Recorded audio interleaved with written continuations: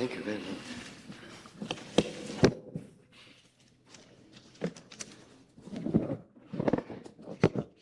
much. There's no meeting next Monday. There's a small one the following week, to remember.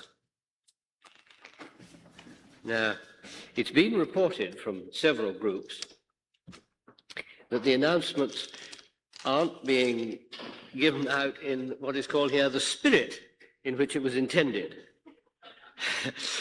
I think probably if there's a mistake, it's my spirit that's wrong, giving them out in the first place. But it's suggested here that people read them out in a rather disinterested fashion. And again, it's obviously my fault. But it would be very helpful if people could really indicate that they were interested in the announcements and that they did affect everybody. I mean, announcements about Macabees really don't only affect turners, because quite a lot of people come and watch. And Miss Wright's saying that there would be an opportunity to try and practice this week because of the announcement about the weekend of work, that's the work-in, on the 13th and 14th of March. If you could enthuse a few people about that, it would be welcome. We want something a little bit more than just the news headline. Yeah. On BBC television, we want a little something said about what the announcements were about. Any questions about that? I mean, the bare statement of 1, 2, 3, 4, and then get on with it, something else, is not really enough. Well, one point that we felt was if the announcement was given at the end of a meeting, would people go away partly with that without practicing the subject of the meeting? And I found the same at this here. If one has to fill in a paper outside on a table, we have to bear in mind an hour.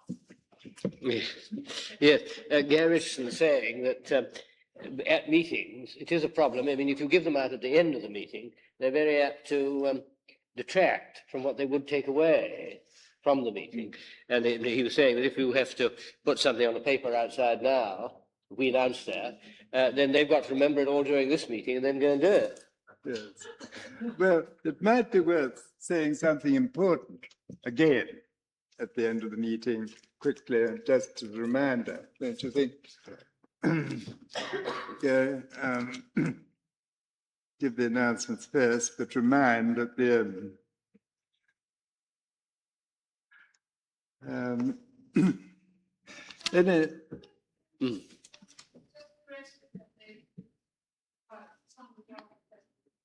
Yes, well, Ms. Wright has suggested here that if you do interest people in the work-in, we're more anxious to get people to come on Sunday than Saturday. There's a fairly good number of volunteers for the Saturday, but we want some for the Sunday. Yeah. Can't hear. Can you hear, Dr. Earl? That's important. A bit too high powered, are we? Yeah, it's not too low. Actually, it's a bit loud. A little loud, we think. Samson, how's this sound? That's all right, is it? Yes, he said okay.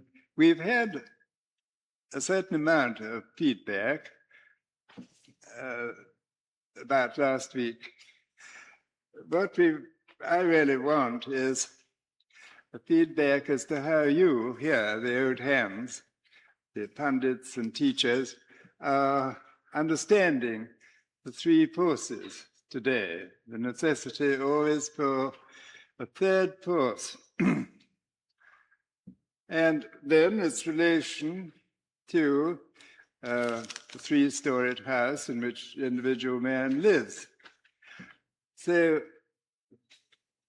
if during this meeting you would put your own questions, if they arise in your mind, this is what one's hoping for, because ideas have changed so much over the years since we first heard about the law of three forces. And we hope they'll go on changing until we understand much more. But there was a letter from John Sampson, who I see there at the back.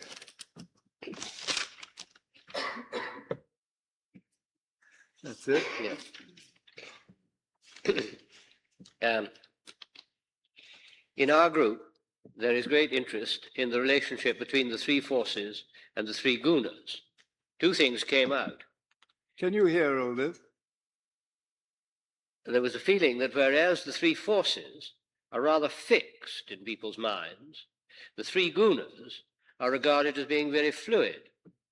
And the great advantage in this presentation seems to be in starting from the center of the right-hand side of the diagram. Well, is that the general? Would other people agree with that? I rather gathered they took it the other way around, that in Mr. Uspensky's hands, the three forces were very fluid, and that the gunas tend to become very hard and fixed, that Thomas Guna is always a great impediment to consciousness. You're feeling that way, are you, Mrs. Crampton? Very much, Dr. Especially that Mr. Spencer's interpretation never carried any pejorative sense for any of the three. And this, it seems to be laid down so vehemently in the Sanskrit system. Yeah. Mrs. Crampton said that she very much supports what you were saying. She said that according to Mr. Uspensky's interpretation, he never used the words in any pejorative sense, whereas it seems more in the use of the gunas that they are defined as bad in some cases. Well, in actual fact, we lesser people take both of them as far too fixed. And it takes somebody who is in a state of full communion with the all-knowing self to keep it all absolutely fluid and impartial.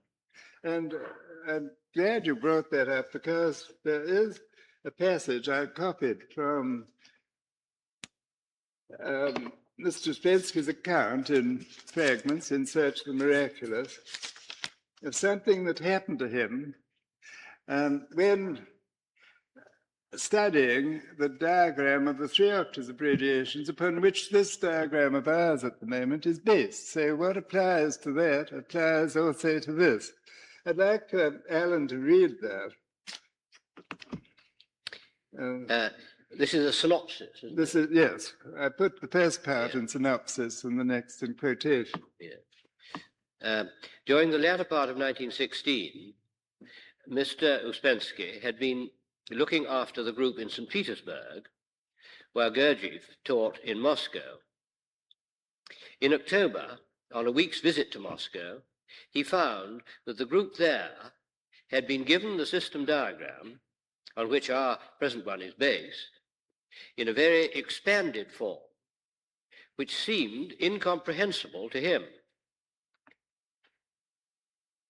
They had an agreement that whoever went to Moscow and heard any new material there must, on his return to St. Petersburg, communicate it all to the others. And then he wrote, I began to draw the diagram before the group, feeling that I no longer understood anything, and I had nothing new to say, when suddenly a single word which came into my head and which no one had pronounced in Moscow connected and explained everything. A moving diagram. A moving diagram. I realized that it was necessary to imagine the diagram as a moving one. All the links in the chain changing places, as in some mystical dance. I felt so much in this word that for some time I did not hear myself what I was saying. But after I had collected my thoughts, I saw that they were listening to me and that I had explained everything that I had not understood on the way to the meeting. This gave me an extraordinarily strong and clear sensation, as though I had discovered for myself new possibilities of perception and understanding by giving explanations to other people. And this is, of course, why those who take groups are especially privileged, because it's the way of understanding something about which you're in doubt when you have to explain it. And we've had a lot of experiences of this over the years, but nothing quite as vivid on my part as suddenly, during the last week when I've been trying to explain the three gunas in relation to the three-storied house, the sudden light which was shed by seeing that it was a moving diagram and that all the different compartments were subject to change and nothing must be fixed for too long. So if we can cultivate that, it's after all based on the Enneagram, which has to be seen in movement. We won't get into a state of hardening and fixing either the three gunas or the elements, nitrogen, carbon, and oxygen. But we have to have something fixed to begin on. And for the moment, we're taking it that as a sort of crossword puzzle.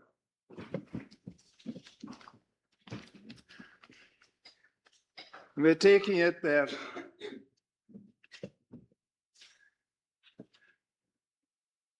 on the right is, towards the right is the inward looking attention, which leads, first of all, to the source of energy, the source of the whole thing, the divine self, which is not limited to any individual, but which is of the same nature as the energy of the universe. And as you go from right to left, you go through the causal, through the subtle, to the physical level on which everything must be manifested. There's no manifestation of the subtle and causal level. It's all can only be manifested on the physical level.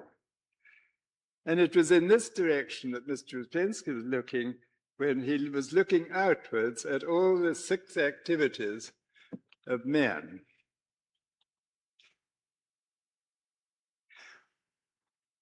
In meditation, of course, we look in the reverse direction. We go inwards, away from the physical, away from the subtle, to the causal, which contains mostly unrealized potentiality. And there we get an intimation of the presence of the eternal self, which is the only real and permanent thing. So, at the moment, we are fixing it that on the left is the outer world, and on the right is the inner world. And that while Mr. Uspensky was looking outward, the Shankaracharya is looking inward, or speaking from here.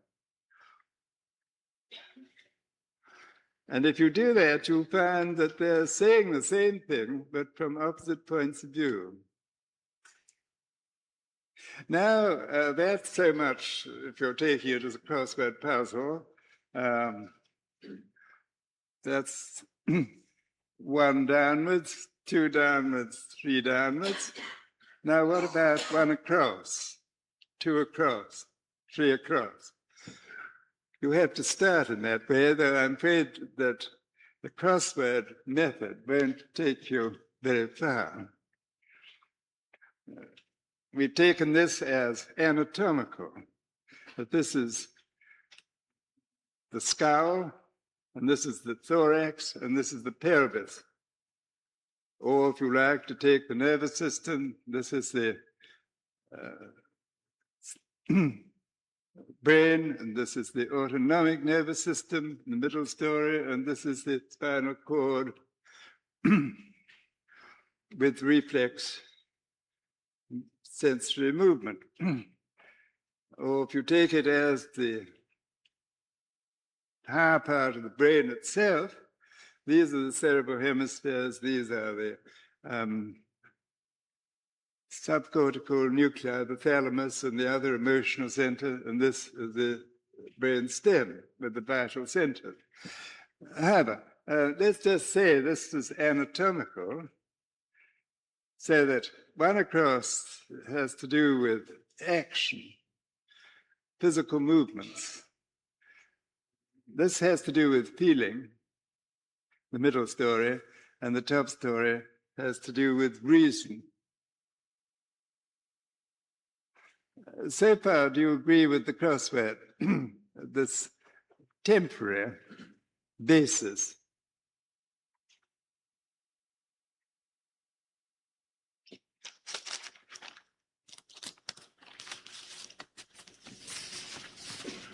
Let's try putting a question to it. I put one in the paper you've got there this week, something relating to the middle story in this week's paper.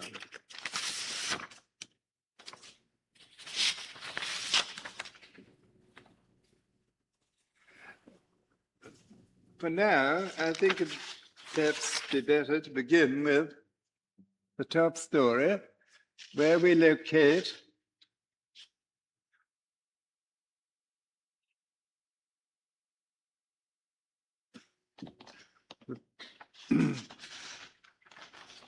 the slowest, the most passive of the main elements of human endowment. The reason it's necessary to stop the machine flying into action and reason as to whether this is appropriate or not. Now, two people from New Zealand, just back from Shankaracharya, asked him about this. The Shankaracharya, by the way, says that in the head, buddhi, the power of discrimination, and the feeling of I are situated. The feeling of I is separate from everybody else. But in the middle story, in the heart, the memory image of consciousness, the chitta, and the desires, manas, are located. So Nolan Hart asks him at their third audience, In the sattvic state, is the buddhi guided by reason? And the reply was, reasoning is of two kinds, good and bad. When reasoning is good, we can say that it is of the nature of sattvic buddhi and is healthy. The bad kind of reasoning is harmful. And then how it said... let's just refer to that. There are two kinds of activity started in the mind, and we're taking this operation of the mind as reason. And the good and the bad, in this passage here, relate to what is present in the individual here, which determines what comes out of it. And this was followed by a further question. I'd like to ask just a little more on reason itself. If H.H. could define reason in man. And the reply, an effort to understand is one kind of reasoning, and an effort to contradict is another kind. both the effort to understand and the effort to contradict may be called reason.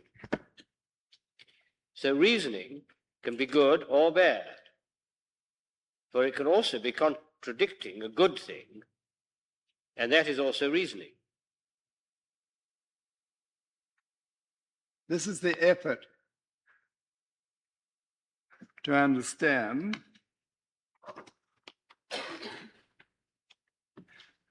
And this, should we say, is the result. More light. I'm using the other color because the yellow for light didn't show up very well last Monday. But the effort to contradict comes from a kind of negative aspect of the mind here, and ends by some sort of violence, some kind of violent disagreement. Somebody may hit somebody else over the head with a cymbal, for instance.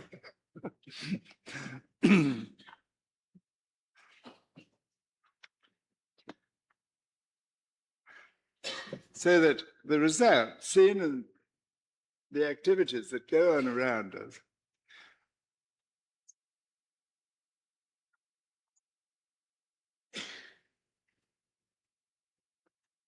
can be very different.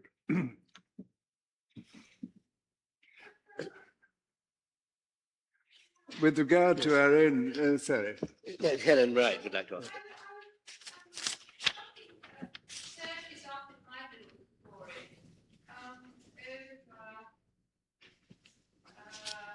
Being said that the ONC is bad, OCN is good. Because there might be, well, I don't know, cases where ONC could be very useful. Miss Wright saying that something is being agitated in her middle story, that she is disturbed to see here ONC being designated as bad, and yes, and OCN being designated as good. Well, the question I'm asking you is whether what is being activated in your middle story is an effort to understand or an effort to contradict.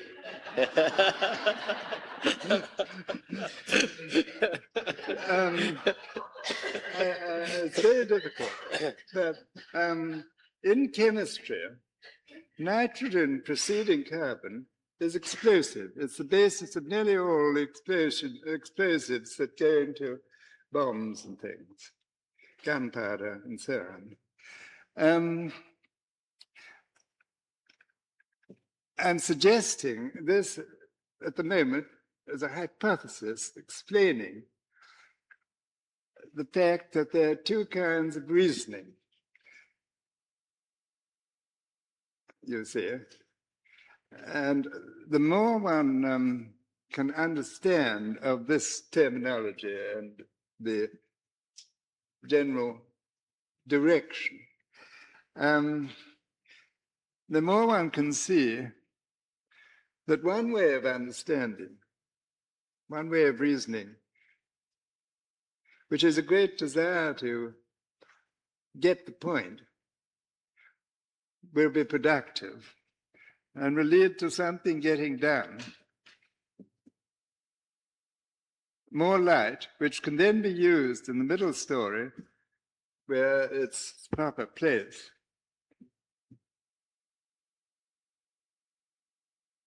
And the same with action.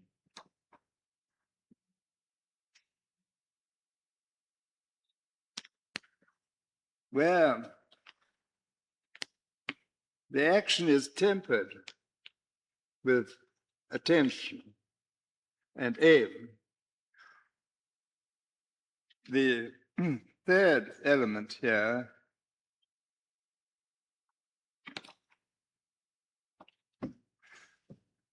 is again the light. Let's see, this is. So action with attention,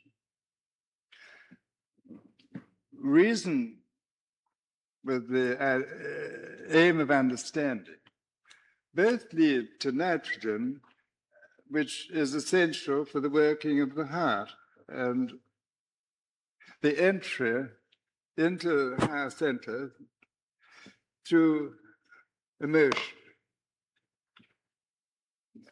That's the point I'm trying to make. But if we ask ourselves different questions, we may have to change our way of looking at it. You see, and your question probably has its own way of expressing it, but all within in the framework. So this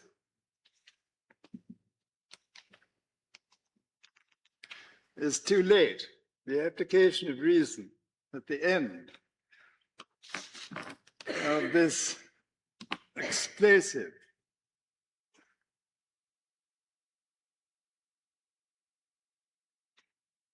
flying into action without attention, involuntary action, means that everything is reduced to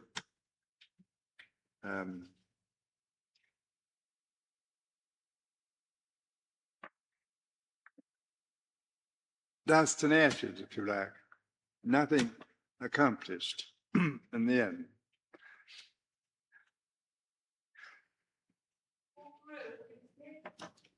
Speak about when you put up that diagram about the middle section being hidden.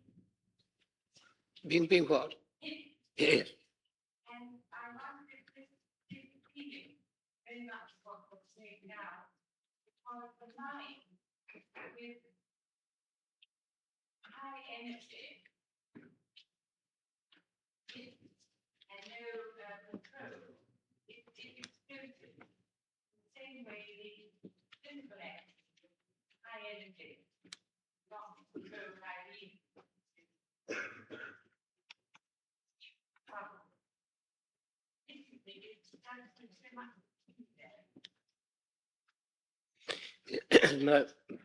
Was that all? Yeah.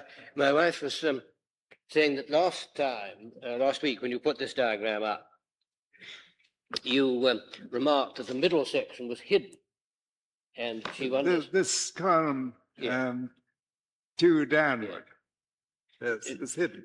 She wonders if this is relevant to what you're saying now, because she says the mind with higher energy and no control leads to explosions, in the same way as you just said that the physical side, with high energy and no control by reason, also leads to great trouble.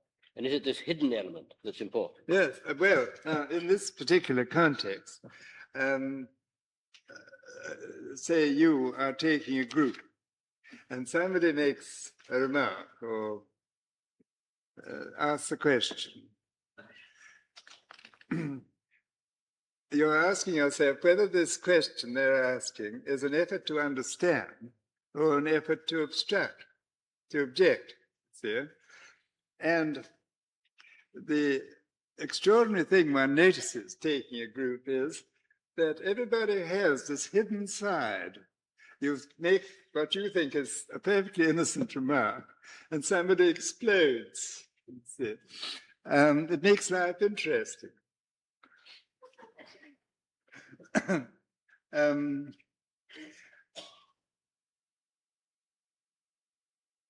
And it accounts for how very unforeseeable people's reactions are. So then, looking at oneself one fine morning, one tries to see what happens about one's own efforts to understand, one's own efforts to give a sympathetic hearing to the Atman. And why on some days one just can't do it. One's mind is racing round, everything that happens is explosive, and one is obviously on this sort of tack. With me, it's always being too keen to discover something, too keen to find out, too full of curiosity. It doesn't help my meditation, and it doesn't help any communion with the source of all the knowledge here. I don't know if you see any application of this yourselves, either in your groups or to your own self in your bedroom. You're looking awfully black, Peter. What is it? Black Peter or saltpeter?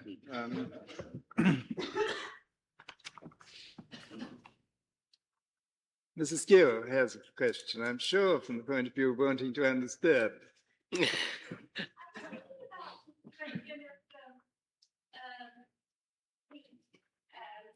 Effort to contradict. I mean, one just come up against awful ideas that you really can't accept. But judging by this, would you say that the proper reaction to those is not to try to knock them down? I mean, violence, no good.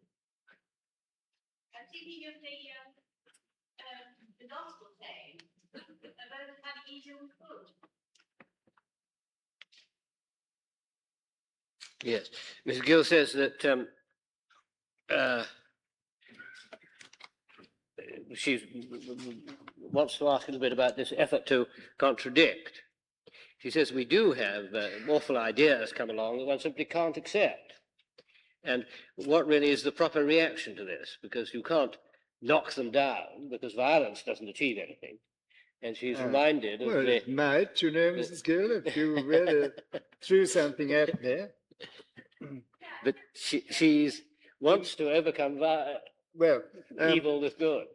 the profitable way is what one doesn't understand or disagrees with, one lays on one side, doesn't forget it, but one lays it one side for the moment, and one asks oneself, now, is there anything here that rings a bell, anything here with which I could agree, and speaks about that? I'm thinking of the application of this in a context outside our world. Yes.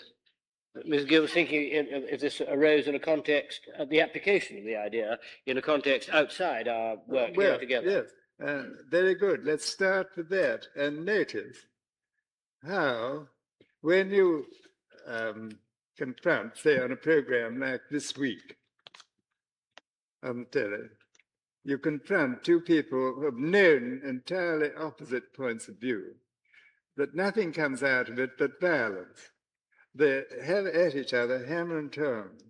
And this is a very skillful chairman who can find a middle area on which they can both be got to agree. We see this all the time on the media, don't we? Well, it's I mean, those of us who look at it. Yeah. It's considered good television to have conflict. Yes, to have conflict. Yeah. But do you feel that much that is constructive comes out of that? No, nothing. Nothing, No, does it? nothing. It really doesn't. And most of activities connected with governing this country come from exactly these collisions all the time. And a two-party government is bound to do that. And that's why a fair three-party would be nice if it could be got to work. Just one example from the outside world. You can find plenty of examples in Northern Ireland at the moment. In fact, there's so many pairs of opposites, so many Kilkenny cats in Northern Ireland, that nothing is left but the tails. Any other? This is all very helpful. I very much like Miss Scrutton. Miss Scrutton, could we hear it?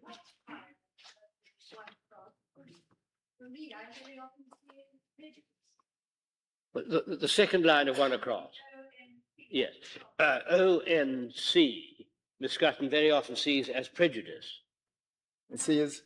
As prejudice. Are you facing outwards? Scotland, are you taking ONC there?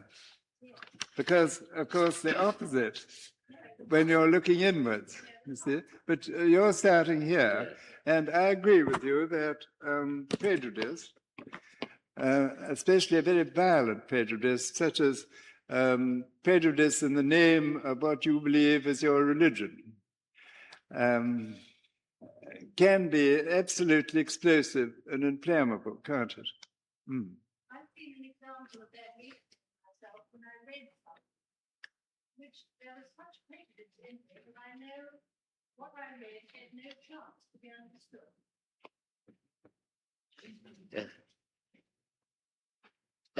Miss Scotland said that she had an example of this recently in her life when she was reading something in which, but this brought you a reaction of prejudice, and there was no chance of whatever was being read being accepted. I've only just seen it. Yes, Same as that. yes. Miss Scotland's only just seen it, but this is the experience she had. Keep seeing these things. One doesn't suspect one's own prejudices, does one? One sees a prejudice in somebody else, like Mademoiselle, for instance, or something like that. She's looking out of the window at the moment, but one never sees it in relation to oneself. And this is why we're in groups and in a school is really the only way one can ever get to see all these different fixed opinions one carries about. It's the opposite of reason. Miss Scotland says the opposite to reason. Yeah, well, yeah, Miss Scotland says it's the opposite of reason. It is unreasonable. One has to admit that some of one's prejudices are unreasonable. But, of course, reason won't take you by itself to self-realization. It's very, very long and difficult, chiefly because in this top story is also located the feeling of I. And reason so often gets mixed up with I think. I am sure this is so-and-so. I. So that what one wants to do in both those stories is to collect sattva through attention in one's thoughts and one's actions and go straight through from the heart to self-realization. With abundant sattva, it's easy. That's the sort of general line of argument. Those are the sort of bees going on in my belfry at the moment. I think Mr. Jeffrey had a question. Chopin. I just wondered if one could also look at all these 6 lines in reverse order. Mr. Jeffrey, I was wondering about the reverse order of these six I know, lines. this is very interesting. It suddenly struck one. That whereas in creation and the physical world, there's every kind of possibility, some of which are bound to feel bad to us, looking outside the world, yet there's a place for all those 6 triads because they have an opposite meaning when you're taking them in relation to self-realization. Or may have. So can you see it as a moving diagram with the pure energy as eternal and always present, and the only permanent thing in the universe, and all the fluctuations, all the dance of the 3 forces, the dance of the gunas, showing itself both in one's own inner life and in the lives of people around us on the physical level. Do you get glimpses of that, Willem? I do. The thing struck me when you spoke about top D. What happens to me sometimes when I sit down to meditate? Just a second, let's hear that. Well, Henry, he's saying that looking at the top triad, the ONC, he's wondering if this is what happens to him when he sits down to meditate. Well,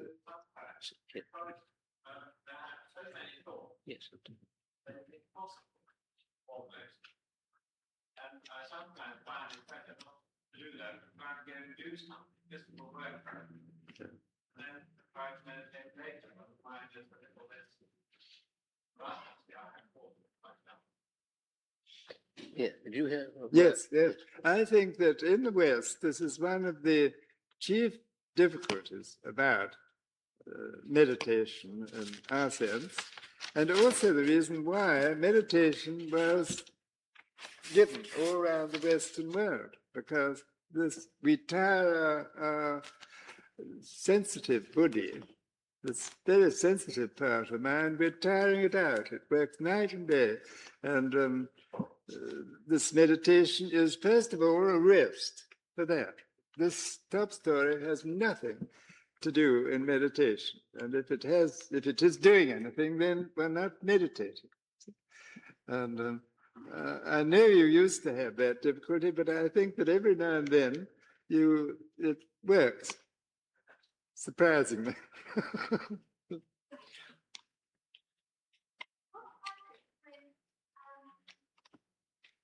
You change text. When you find that you're listening to reading and one of the conflict, you want to understand, maybe attempt to understand. What effect is happening at that time when one changes back halfway through? Yeah. What happens really when one changes tack? If instead of listening and wanting to contradict and contradiction bubbling up, one does change direction and listens wanting to understand. What has happened there? What has happened is that one has switched from there to here. I mean, there are many different possibilities and combinations, but just in general, it's a switch of direction actually between the right and the left side of the brain, between the dominant and active half of the brain, which is all the time in movement, agreeing or not agreeing, contradicting or the opposite, and the passive part, which is looking inwards, which is looking in more emotional terms, in rhythms and harmonies. That's what's happening. It's a switch between the two hemispheres. Does that agree with what you suspected sometimes?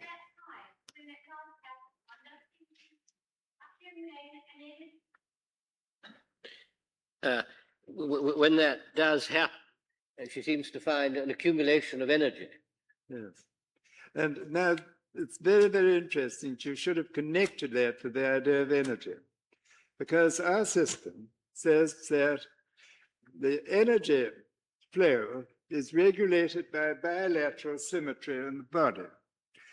That we use active side, in this case the left, until it's exhausted, and then the other takes over.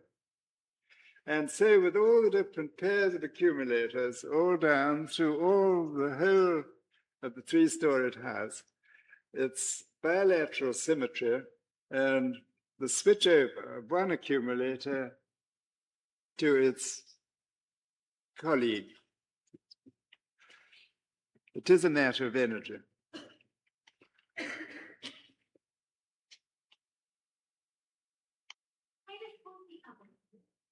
Where does Buddhi come into this? Well, we're calling at the moment this top story as Buddhi. With its three levels, this Buddhi is different in its operation in physical life from what it is in the inner life of one's psychology, and on the causal level, where its sole interest is in the self. But we're calling the head of this top story Buddhi, because in H.H.'s descriptions, he says that it is the intellect, and he says that it's felt in the head. It's interesting that the top and bottom story when they're functioning properly. So the heart. Do serve the heart? The heart. You serve it, you say? Yes. Serve it when working properly. Yeah. And it reminds me of the diagram of the gateway from the Russell Centre of Ohio.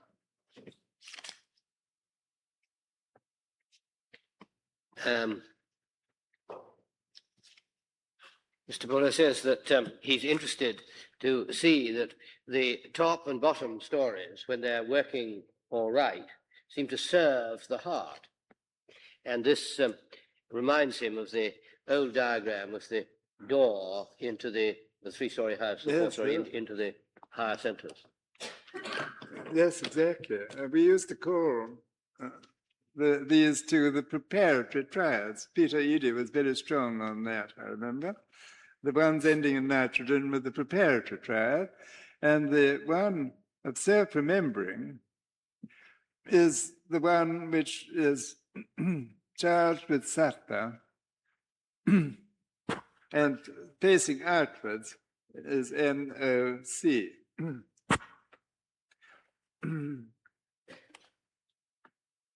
Dr. Earls, does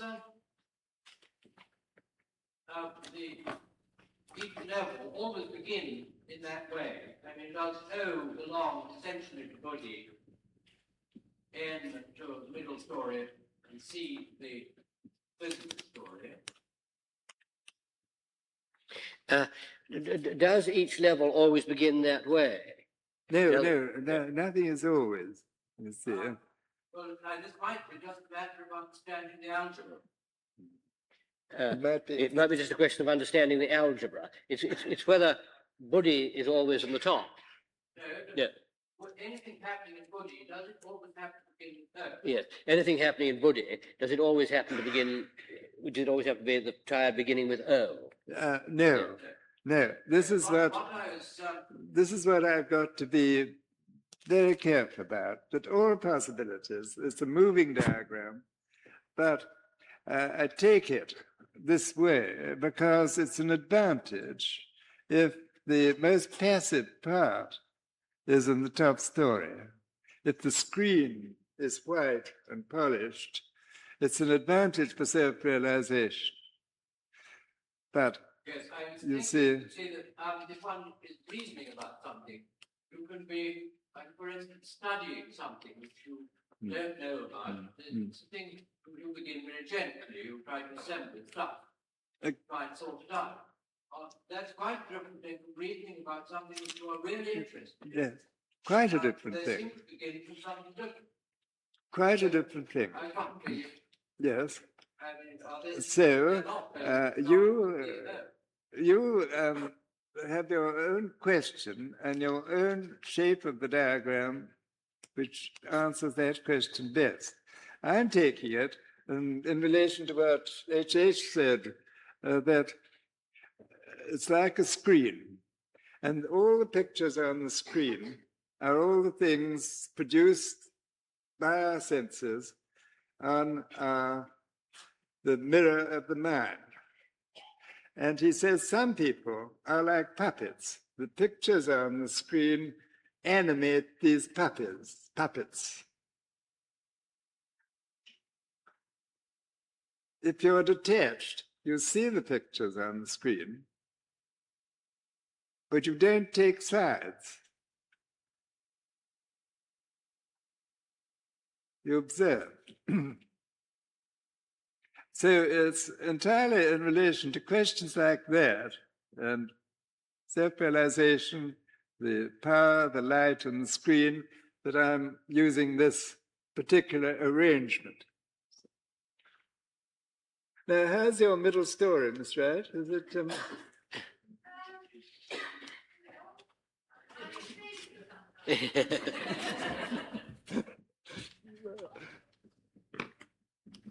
Well, now, I think we can have too much of a good thing. But we should, I think, spend only a little time, because if one thinks too much in this way, one's meditation is very difficult. And I'd like to read the answer to a question I sent out by these three who've just been. I was trying to put to the Shankaracharya what in his terminology could be called the emotional realization of truth, for which Mr. Uspensky used the word conscience, or that conscience was a lead up to the emotional realization of truth, higher emotional center. We were back again to square one, because in putting this question, the only word that the interpreter could use was a word which doesn't carry the meaning of conscience at all. There is no such word in Hindi or Sanskrit which carries the meaning that the Christian ascribes to conscience. However, realizing that, we might just read the way my question was put in English and his answer. On Sunday, His Holiness agreed that we should respond to the inner voice of truth of the Paramatma and be guided by that. In English, the word for this is conscience, and this is very close to consciousness. This is a matter that Dr. Rose has raised. Could His Holiness advise us as to how this connection works and help to distinguish between the true voice and the false?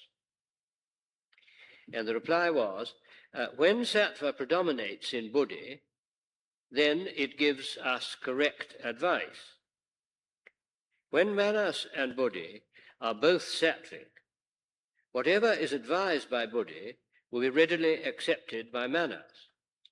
But if buddhi is sattvic and manas is not, then in that case there will be a conflict between the two.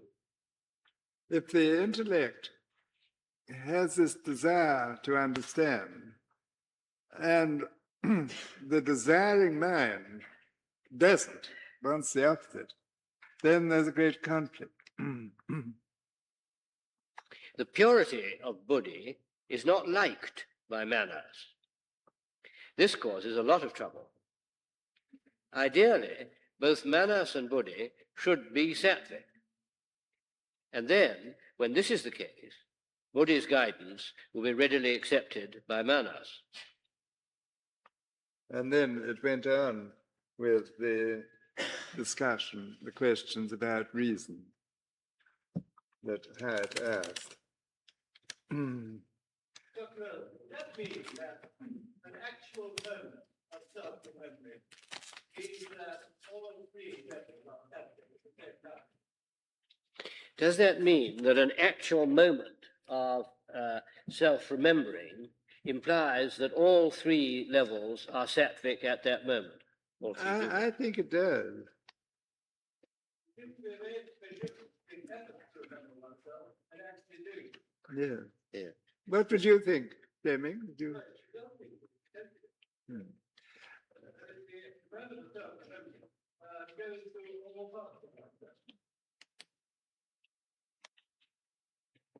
In the stillness of a moment of self-remembering, one feels that all three levels come together into agreement.